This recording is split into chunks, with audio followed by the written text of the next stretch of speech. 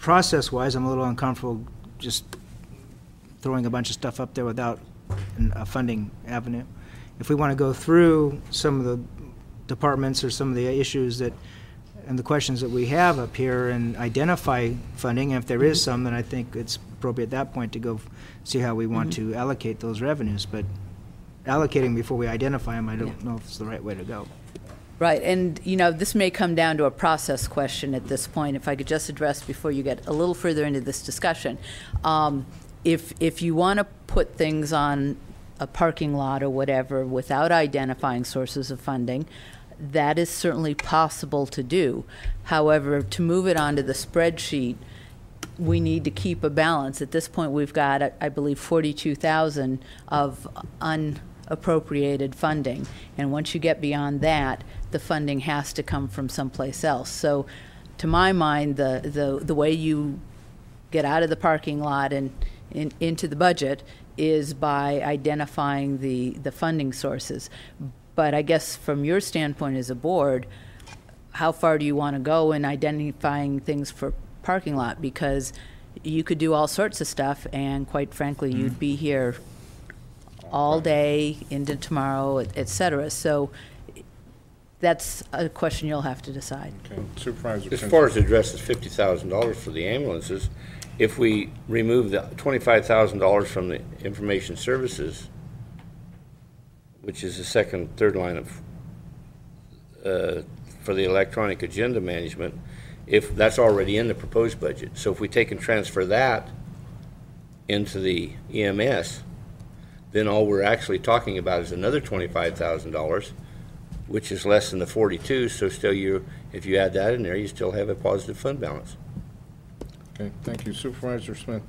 Just a point of clarification, a question. My understanding, Ms. Glassy, from what you said before, is that the existing budget for EMS, because we have a note sheet that's been changed with handwriting on it.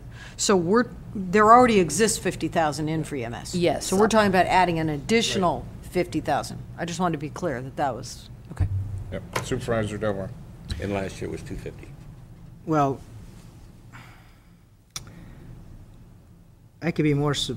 First of all, I find it a little interesting that this board set the whole electronic agenda and web issues on such a high priority that we created a committee or sent it to a committee and spent hours upon hours upon hours. Luckily, it wasn't my committee to discuss this issue and directed staff to proceed with it. Now, with the slide of a pen, we're going to do away with it. I find that a little ironic. That said, if we're going to compare heart attacks against software and updates, then let's throw in the 30,000 from the Arts Council. Because if it's going to be painting or heart attacks, I'm going to go with helping out the guy with the heart attack. So if you want another 25,000, there's where I would support it. Supervisor Smith. Well, just to follow up, the electronic enhancements were sent to the committee, and we did complete phase one. So I think it was a very useful project. We had some of the public engaged.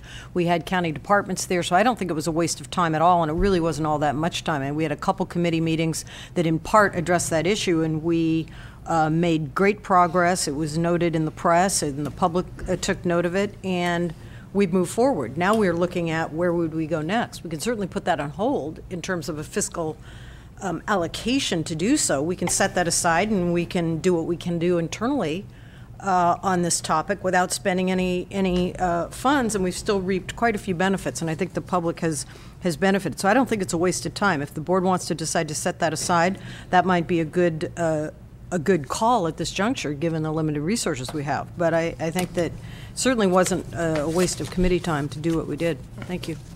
Thank you. Supervisor Pinches. All we have to do to solve all these issues is a matter of process and get this moving forward. We can fund the Resource Conservation District 2 and give the EMS the extra $50,000, and all we have to do is reduce the contingency to $315 instead of $345, and RC Resource Conservation District gets their request. Everybody's happy here. That's all we have to do. I don't think that's a big switch to have our contingency go from 345 to to 315, and everybody gets what they want. And we don't solve the ambulance issue, but, you know, their request, or last year, their funding, we give them $250,000, so now we're talking about total of $100,000. So, I and believe- we give the RC, Resources Conservation District, their $30,000, and we still leave a contingency of $315,000. That's if we settle for the 345, and I think there's good indications that we can do better on that. If I could just put in that last year we gave EMS 200,000. 200,000. To the CEO. Thank you. Just to remind the board that we give public health $112,000 each year in tobacco settlement money. That money is distributed by the TSOC, where people do make application to use those funds.